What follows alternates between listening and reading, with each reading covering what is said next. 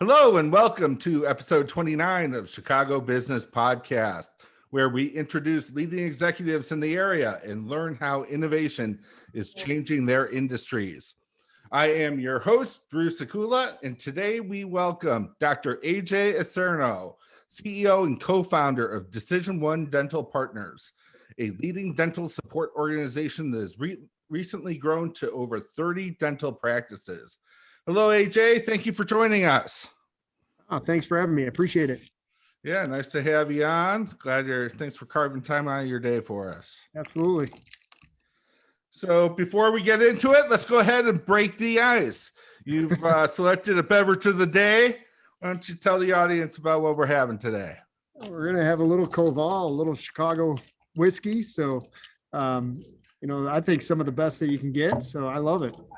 Yeah, nice. Representing the local establishment like that. I'm matching you here with it as well. So all right, there you go. Cheers to that. Cheers. Let's get that. Cheers. Yeah. Nice to get started. Very good. All right. Let's start with an overview of your business. And if you could kind of give us the 50,000 foot view, we can start from there. Yeah, dental service organization in Chicago. We started 10 years ago. Kind of a family ordeal. My brother's a dentist. He's a couple years older than me. And we dragged my dad out of retirement to help us start it. And that's really a super 50,000 foot level. We thought we were going to be about 5 practices and stop there. But, we're 33 practices and growing and excited to continue growing in the Chicagoland area. That's great. Are you just in Chicago or are you wider geographic? We're in we're geographically now in Wisconsin and in Illinois. And in part of our partnership 2 years ago with Smile Brands has now put us completely nationally all over and super excited about that. And just recently, a few months ago, became the chief operating officer of Midwest Dental, which has 232 locations across 17 states. And super excited about doing that and expanding into those areas. Wow. Are you still finding time to be a dentist in all of those pursuits? A couple days a week. I still find time to get involved and get my fingers wet, which is good. It's fun. Yeah. Well, good for you. Maybe we could take a step back and talk a little bit about your origin story. And I know you're a Chicagoan from the get, but if you could take us through a little of that background. Born and raised northwest side of Chicago. Went to Notre Dame High School in Niles. My mom was a Catholic school teacher over at St. Eugene's for 37 years on Foster and Canfield over there. My dad was a CPA. So my brother always wanted to be a dentist, man. Since he was like 3 years old, he wanted to be a dentist. And I actually, at 5'5", I had a dream of being a professional athlete, believe it or not. But honestly, as time grew, I knew that I had to do something. So I went and followed my brother to Creighton University in Omaha, Nebraska. And I actually wanted to be a physician and started figuring out pretty quickly that the medical world was not what I thought it was. And, I saw a lot of individuals that were kind of disheartened with the way that medicine was traveling. So I decided to follow my brother's footsteps and get into dentistry. And man, that was a great decision and probably one of my best decisions ever at that time. That's great. So I understand you went to kind of more the corporate route while your brother started up a private practice. So I did. As soon as I got out of school, I joined a big DSO, and my brother went. And when your mom's a school teacher and your dad's a CPA, whoever graduates first takes on the associateship of the dentist that you used to go to when you were a kid, right? Other than that, there's nowhere else to go. So I went and worked for a large organization, learned a lot of things of what to do and what not to do. And then I went back home and decided to buy my own practice and get into private practice after that. So for people who don't know, a dental service organization or support organization is also known as a DSO. Can you tell us what that is? Yeah. So it's exactly what it sounds like. It's, doctors, if I can bring you through the whole of how a doctor gets into the business world. So in high school, you kind of like fight with yourself. You're studying a lot and you try to go in to get into a good school. And in this aspiration of when you get into college, you're fighting with yourself, doing all these great grades and all this stuff in order to get these coveted 120 seats in medicine or in dental, right? And so you finally get into there. And now during those 4 years, it's all about yourself at a table, figuring out all this stuff, learning all this, cramming knowledge into your head. And the day you graduate, somebody hands you the keys and says, hey, now you're a leader of 5 people, 6 people. And by the way, you're running a business and you have zero business skill whatsoever. So understanding that that's how it kind of rolls into, I knew that I had to get some leadership and some business aspects behind me. I had to start figuring those things out, considering that I didn't have a lot of that. So I went and joined as I said, a dental service organization. And as you do that, you start to learn what that really means. That means that when you get into private practice, we're really good at working on teeth and taking care of people's health. But unfortunately, the business and the leadership and all those things start to consume you when you first get out. So all of a sudden it's like, oh my gosh, everything I went to school for 4 years is actually 10% of what I really have to do. The 90% is, man, I got to pay bills. I got to do payroll. I got to do HR. I didn't even know I had to have a marketing degree. I got to figure out how to buy the best supplies. And so a dental service organization takes care of all those aspects. They help and support all those areas that are around you. The dentist is still the leader in the organization at the dental office. It is still called a dental office. And so people still go see the dentist. So the dentist is still the leader of the organization. But we're helping on all the business aspects around it in order for the dentist to be the best clinician they can possibly be. Right. Yeah, that makes sense. I mean, there's, a dentist shouldn't be expected to have to close the books and do all of those, even the insurance billings, right? I'm sure it's got to be a nightmare to get through that. Having some background in some medical billing that I've been responsible for in the past, I know that, it can get quite complicated quite quickly, and then the frustrations of dealing with the insurance companies, are... The best way I can explain it is that back in the 1980s, early 90s, as a dentist, you had to learn how to manage your checkbook. If you can manage a checkbook, you pretty much manage your dental office. 90s to the early 2000s, now you kind of had to have a little bit of business knowledge, but not a ton, right? And as time has gone, and now we're sitting in 2021, you really need an MBA in business in order to run a dental practice. Margins are a little bit tighter. Insurance companies, you're navigating a tough insurance company world. You're navigating a tough economic world of labor and supplies. So there's a lot of things going on. So a dental service organization has really boomed because dentists are in need of that. They're in need of learning those things. They don't want to spend all their time doing that. They want to spend their time going to school, going to do what they did at school, which is going to be a clinician and taking care of people. Yeah. How much has it shifted really to more like private pay and away from commercial insurance? Because, when I look at it, companies aren't really, they don't supplement it at all in terms of the reimbursement. So there's not very big advantages to having dental insurance like it seemed like maybe there once was. Isn't it really moving away from an insurance marketplace? I would say this. I would say the insurance marketplace is still a heavy load on 90% of our patients coming in, right? Mm-hmm. But as we're starting as we're starting discount plans within our organization and discount plans for small businesses that don't offer dental and so on and so forth, yes, it is moving. It will move more towards that aspect. Dentistry, it's kind of unusual. The allowed maximum that somebody is allowed to have their dental done is the same maximum in 1988. So imagine that, right? So they allowed $1,500 worth of dentistry to be done on your mouth in 1988. And that's what they're still allowing in 2021. So it's the insurance companies have not moved with it. Because of that, yes, some people are looking at it and going, man, if I just paid out of pocket, I think it'd be probably, maybe I break even in the end when it's all done. Yeah.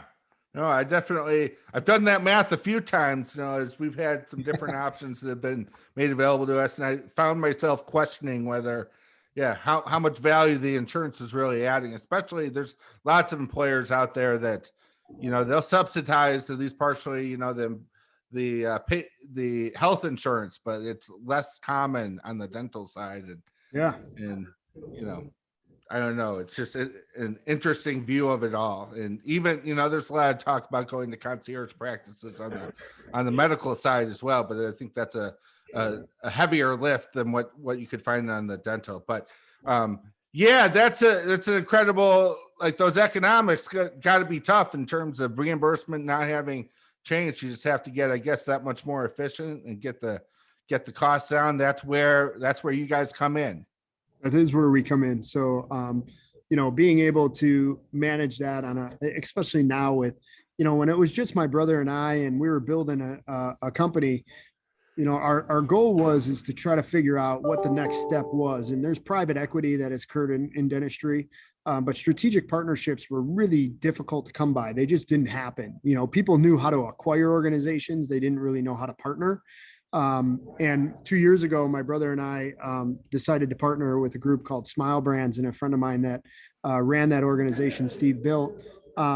Steve understood what that partnership what that meant. He understood what it meant to keep culture and to understand culture on there, and understood our culture.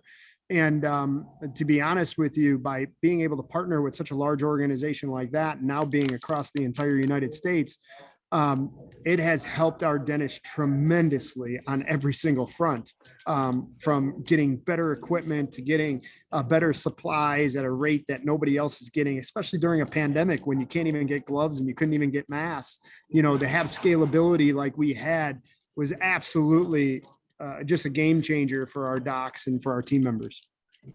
So how is that Smile Brands arrangement that you have? How is that different than the rest of the business?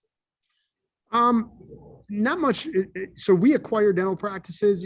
Smile Brands has multiple brands underneath it.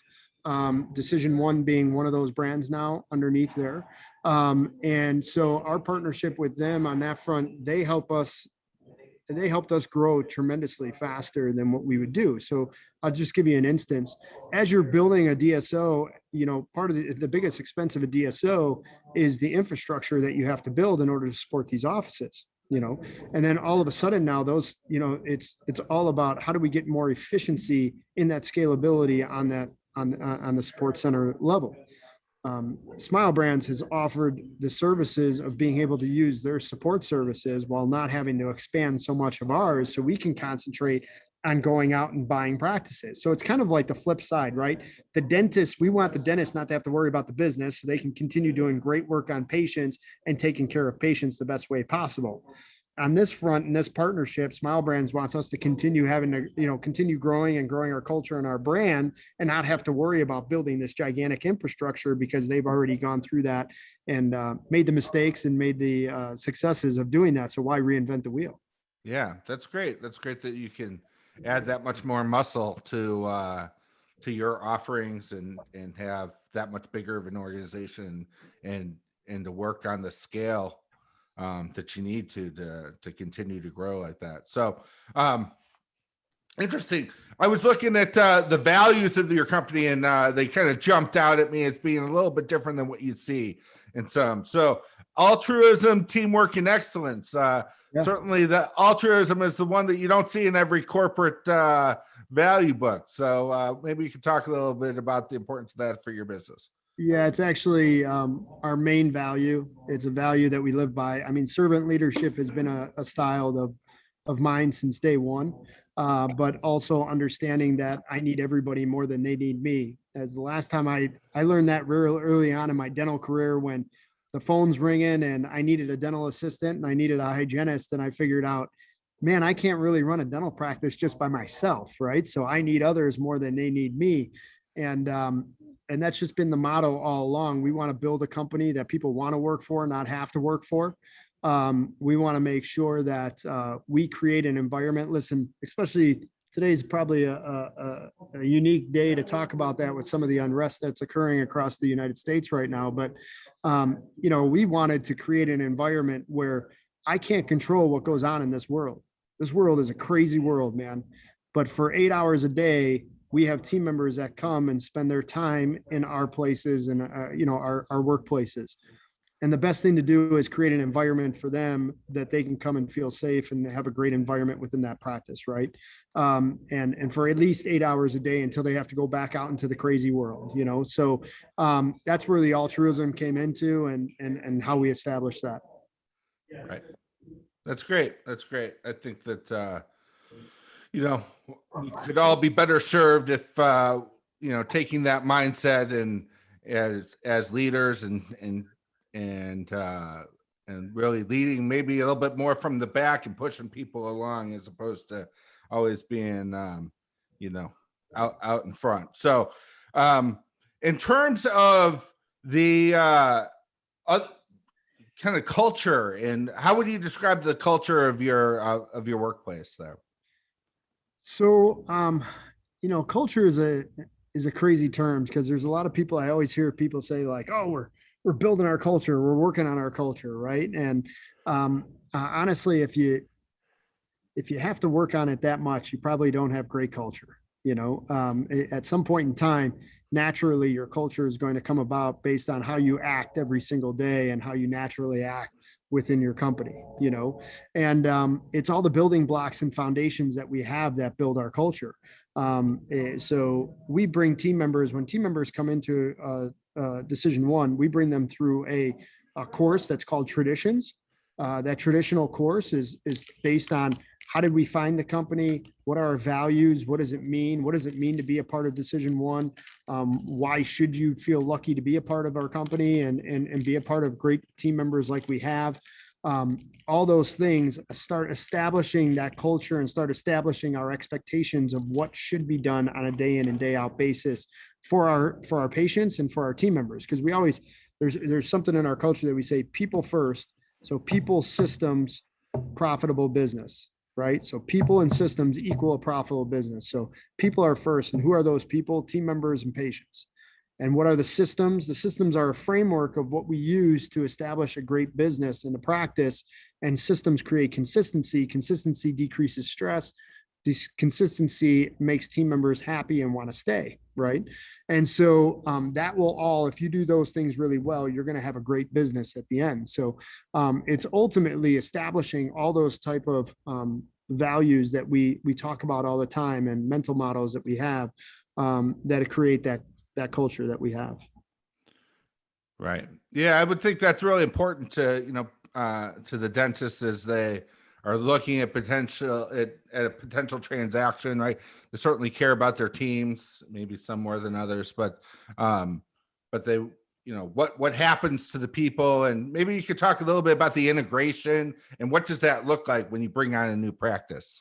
Yeah. So when we bring on a new practice, I know they call them acquisitions, but we like to call them partnerships because it definitely is a partnership. In dentistry, it's a little bit different than other acquisitions. I can go and buy dental equipment anywhere and rent a space out and start a dental office, right? When you're acquiring a dental practice, you're acquiring all those relationships that a dentist and the team have with the patients. The patients go there for a reason. They go there because it's a relationship-based business.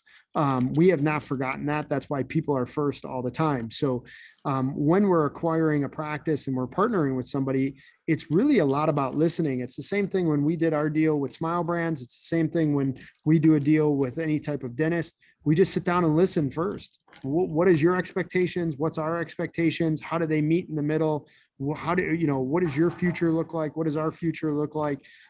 It's really vetting all those things out before you get into the partnership. Because the last thing you want to do is get into a partnership where all of a sudden all hell breaks loose and the dentist ends up leaving and then half your patient base is gone, right? You want to make sure that you're establishing those type of things before you even sign a deal. I like to take that on any type of business that is out there. But in dentistry, especially, I mean, just because of the relationships that dentists have with their patients. You've mentioned that private equity has started to get involved in the industry. Maybe if you could spend a minute or two talking about that and how that's impacted the business, and whether, have you guys accepted any outside funding to help you guys grow as well? So first, private equity has been it's been in the dental industry for a long time, 20 plus years, 30 years. And they've helped establish DSOs and move DSOs forward. Right. I'm sure there's, just like anything, there's good private equity and there's bad bad private equity. But we did take some outside dollars at DecisionOne when we were, we were 8 practices. And we took some outside money to help us get off the ground.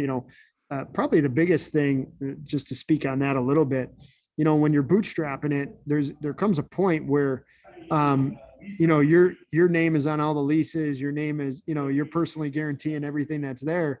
And at some point in time, you're just kind of like, that's a big weight, so taking some outside money helps relieve that weight. Although building a business and being entrepreneurial is a risk for everybody. So I got really lucky. We had a phenomenal partner in the beginning. And then as we've partnered with Smile Brands and they have private equity and Griffin Investors, I mean, just phenomenal private equity there. So I don't have a bad thing to say about it because I've only had great experiences on it. So I don't think it's a bad thing. I mean, healthcare and business can coexist very well, right? Where it decides to not coexist is when, from the dentist side, they look and they say, you know what? I haven't taken any business courses, but I know what's best about business. Spend all our money and let's not have any margins or profit, and let's just kind of wing it, right? And then it's bad on the other end when all of a sudden they start to step in and go, hey, doc, I know what to do. I know how to make more money. You just got to work harder, right? You got to see more patients. Like that's where the world just blows up with private equity and healthcare. I think in dentistry, private equity and healthcare have done a really phenomenal job of being able to manage both those things and navigate that world. Nice. It's good to hear some of those success stories because, yeah, you see, I guess with anything, there's good and bad sides to it, and then also, some go well and some don't. But it sounds like your experiences have been well, and maybe the players that you've been working with definitely know what they're getting into a little bit better, perhaps. So yeah, I think in any industry you always have bad players, right? I mean, it's any industry. There's always somebody that's out there, and I could tell you that I really like the way that dentistry is going. I've said since the beginning when we first started this company and when my brother and I were first going in this, I do not want to walk away from dentistry knowing that I haven't bettered the field that I love, right? I like, as a physician, I'd feel sick to my stomach right now that I'm walking, that I'm 47 years old right now and I have another 13 years going, man, 20 years ago compared to today, it's actually worse than it was 20 years ago. I just never want that to happen with dentistry. I want to continue growing it, making it better for both the dentists, my colleagues, my team members, and the patients. What's the difference of working with a organization like yours versus the bigger corporate players, like kind of where you had come from? I think the biggest aspect is that we don't want to be a stepping stone for a dentist to go and do something else. We want to be an organization that it is your home and that you're going to be here and you're going to retire with us. And we show that with our turnover rate. Our turnover of doctors is sub 6% and our team members is below 8% on turnover. So, the reason that we look at that's the difference. How do we do that? That's culture, right? That's building the culture that we have, and that's all the hard work that we put into that, and listening to our doctors, listening to what they need, listening to our team members and hearing what they need. Not just going, oh man, there's a lot of stress going on in that office. You know what we're going to do? We're just going to hey, it's not bothering us right now, so we're going to be okay. We're going to head on to it. We're going to find out. We're going to listen to them. We're going to see if we can better it.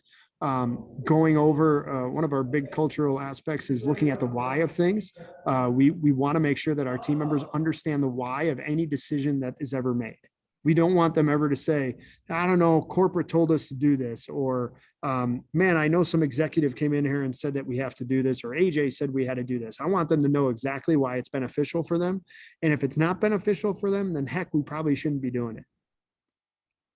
Right. Well, obviously, with those types of turnover rates, you're doing a good job of really, meeting and exceeding expectations. Well, first setting expectations, and then meeting and exceeding them to continue on. What I heard a little bit about the success plans that you put in place. Can you talk about the importance of that to your? You got some good dirt on DecisionOne. Did a little homework. So success plans is one of our big one of our big pillars within our offices. So we like to sit down on a yearly basis and let our team members tell us what they want to do and what they want to accomplish in our practices. And a lot of people say man, that is crazy, because of course they're going to say, oh man, I want to decrease, or I don't want to work as hard and stuff like that. And the answer is, if that's what you want to do, then you don't belong in our organization, right? If you're not growing, you're dying. That's the answer in our group, right? And so we bring along doctors and we bring along team members that want to have that same vision on that. So we sit down with them and we call it a success placemat, and we sit down and say, what does success look like next year? And we're going to measure this, throughout the year next year, and make sure that we're holding our end of the bargain up of supporting you on this, and you're holding your end of the bargain up on supporting that. And we're just going to hold each other accountable. So we do see success as we move forward. Yeah, that's good to hear, because it's something that's often missing in the small businesses, right? Is some of that rigor and discipline to sit down and set goals and really have a cohesive plan. Yeah. So I think what misses in a lot of small businesses is that, that you have this great entrepreneurial vision that's basically just in the head of the entrepreneur, right? It's being able to get that vision out there and make it measurable for everybody, because, in the dental world, it always amazed me, right? Like you'd always say, so why are you leaving your dental office? Oh, I wanted a raise, and the doctor told me I couldn't get a raise. But I swear he did 2 crowns the other day, and I thought that was like $1,400. So he should be able to give me a raise. There's no knowledge or transparency of how the business is doing or what the goal of the business should be. So it's just like in this mind of the doctor, and the doctor's probably sitting there going, listen, man, my margins last month were not that good. So no, you're not getting a raise, but they have no idea about that. So I think it's by having a success plan in front of everybody. One of the other things that we do that I think is a big cultural shift for us is we are completely and utterly transparent on our P&Ls, and doctors will look and go, oh crap, man, they're going to know how much I make. And I always said this, I said, that's okay. Anybody that ever comes to you and says, doc, you make $250,000, therefore you can give me a raise, or I need a raise, right? My answer to them is, hey, if you want to make $250,000, go to dental school. Like I'll show you the way. I'll support the heck out of you. Go get it done, But the answer is that you need people around you in a practice that wants to see you succeed, because if you succeed, they succeed, right? It's a win-win opportunity that you're going to have on the office level. And as long as the DSO and the doctors and the team members have this win-win, you're going to be in good shape. Once it's like a win-lose, man, then your turnover increases, and all of a sudden it's just it's a disaster. But as long as you have win-win, people understand that, right? And you explain the why behind it. So being fully transparent in our P&Ls is important, because we teach everybody why it means, hey, why you have to have a good margin in business. And now it's actually easier after the pandemic. It's a lot easier to teach that, because heck, if we didn't have good margins, we wouldn't be here. You wouldn't have had a home to come back to, So it's a lot easier to teach that. And they are receptive. People, they don't want to work for a company that is in theory a nonprofit that, oh my gosh, I work for a place that is not successful. They want to work for a place that's successful. They want to work for a good business. It's just being able to show them the way and get them to understand that is the key factor. You got to spend time in teaching that and going over it. That's great that you guys do that. I know it gets especially tricky or with some of the personalities that you get there within the medical field. I know that there's, my background is more working with nurses, but that was something we always found challenging, was trying to get them to think a little bit like business people. And in our environment, we did not, there was not as much sharing of the financial information. I think that there were reasons for that, but I definitely generally see the value in that and think that it can be very helpful and can be well received if it's presented in the right way. I think clearly your workplaces have responded well. You've been named a top workplace by the Tribune a couple of years in a row or so. Is that right? Yeah. So it's exciting to hear. I mean, listen, we have great team members, and we do. Somebody always asks me, it's always the question of like, is it a family organization? That always comes up, and especially when you wear a top workplace and you hear two brothers are running it and there's a dad in there, and heck, man, we have other family members that are running around our place and stuff. So a lot of people say, oh my, this must be a family organization, and I don't know, family, I was just recently told about this. Like, there's a difference between a family organization and a team atmosphere, right? And a family organization, right? You basically are told who's going to be your family. You don't get to choose. In a team atmosphere, you're choosing your team members, and you're teaching them what it means to be a part of a good team and what it takes to be a successful team on that front. So I think that's what we do really well. I think that's why our team members are stick around with us. Listen, don't get me wrong though. I mean, we do some things, we do some boneheaded mistakes, right? And we gotta. I think the answer is you learn from those mistakes really quick. You acknowledge that you made a mistake and then you move forward. I think the companies that are just like, oh, we know the best and that's the only thing that we know, that sometimes it's tough. Right. Yeah, it's delicate balance, no doubt. No doubt. But it's good when when it works well, it can work real well. I think that some of the multi-generational things can definitely get a little trickier down the line, but you guys are still. Yeah, you gotta remember, part of our business is that we acquire a dental practice from somebody that is sometimes on their, is on their sunset, not on their sunrise, right? But now we're bringing in people that are on their sunrise.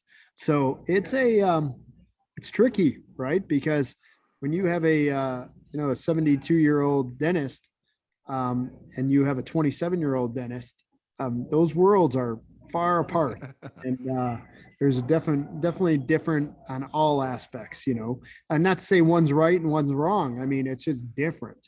So it's change mentality. It's getting a doctor prepared for retirement and to understand change management and to understand what it means to transition and the legacy that they're going to leave behind and how we can help with that. I mean, it's a lot of work that goes into those things.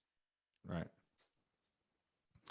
So we most of the talk without too much talk of the pandemic and COVID-19, but it'd be remiss not talking about how it has impacted your business over the last year and what that's looked like from your perspective.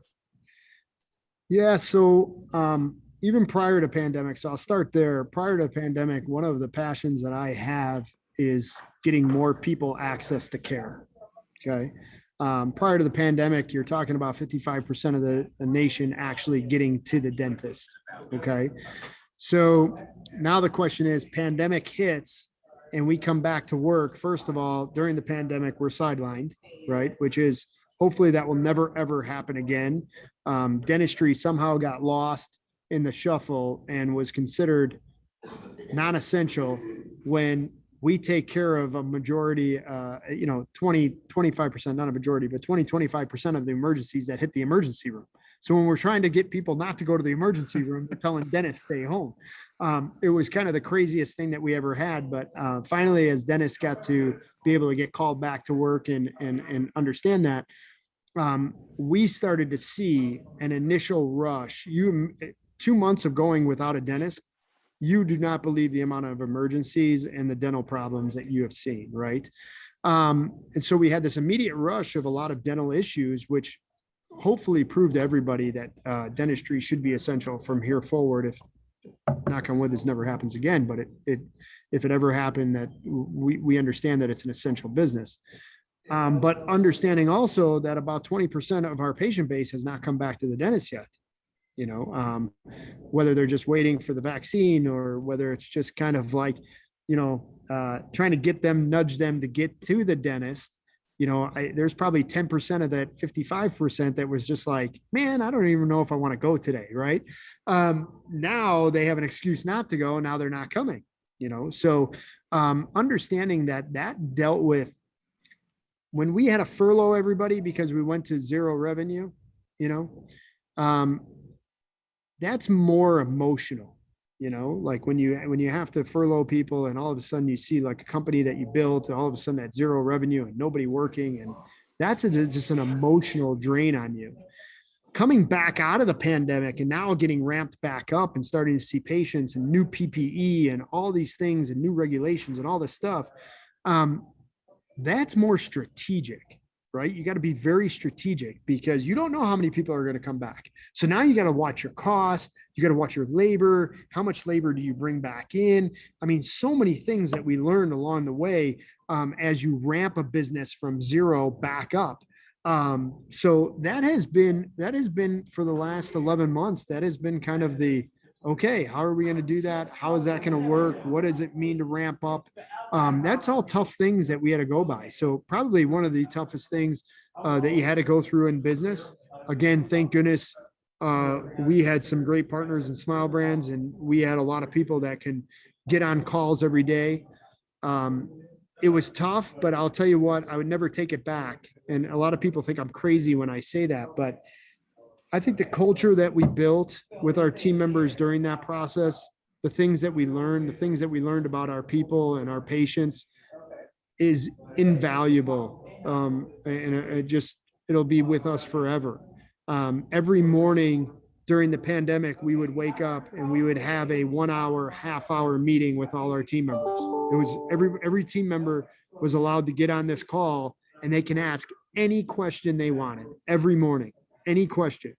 And we would just be giving them news on COVID. This is what we learned today. This is what we're seeing. This is what we think is going to happen. Hey, if you got to apply for financial aid, this is the financial stuff that you got to do. Like it was just, and then we would have guest speakers on there and just people needed to be motivated and they needed to keep their spirits up. So I learned a lot about leadership and the type of leadership that is needed during times of crisis during that period of time. And I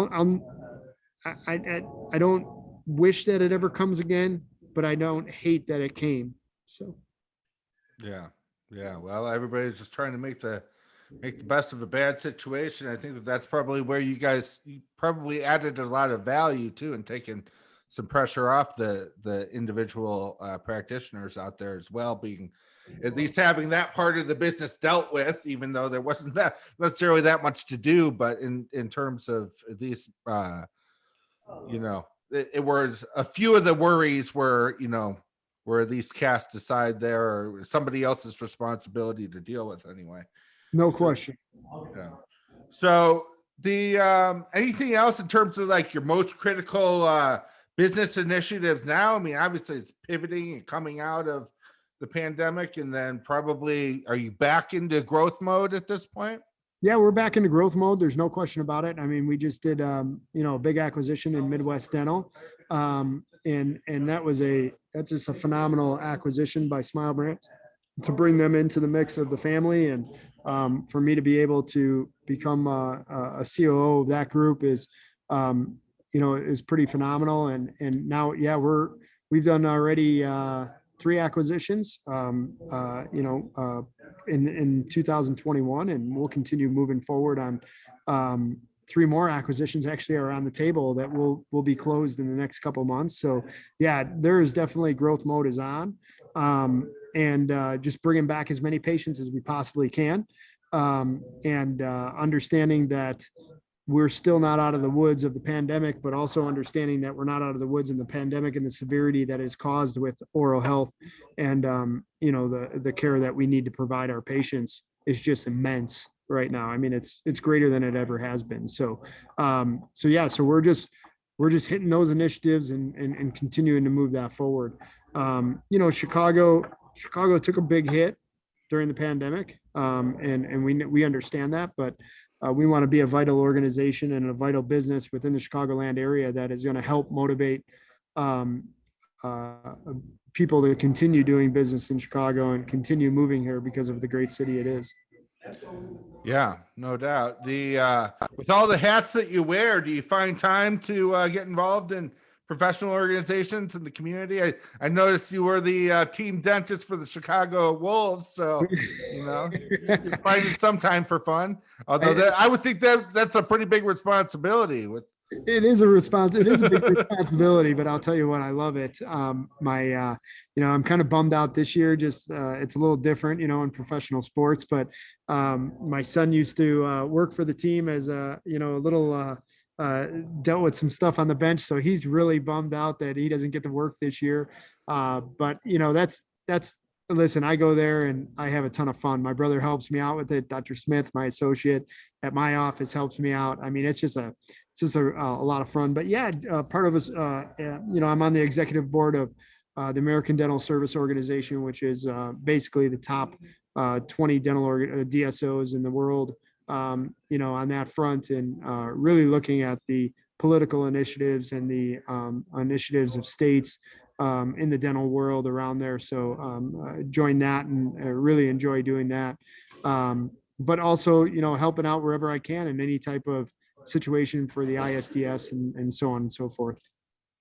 How do you see it changing in terms of the industry moving ahead then? So the DSOs seems like they're getting, bigger and kind of more and more to them, but is that the broader move, is just to shift more to DSOs, or is there something more to it than that? No, I do. I think DSOs are, listen, when I first got in the business, there was only 4% consolidation of, dental practices. So it was 96% private practice, 4% DSOs.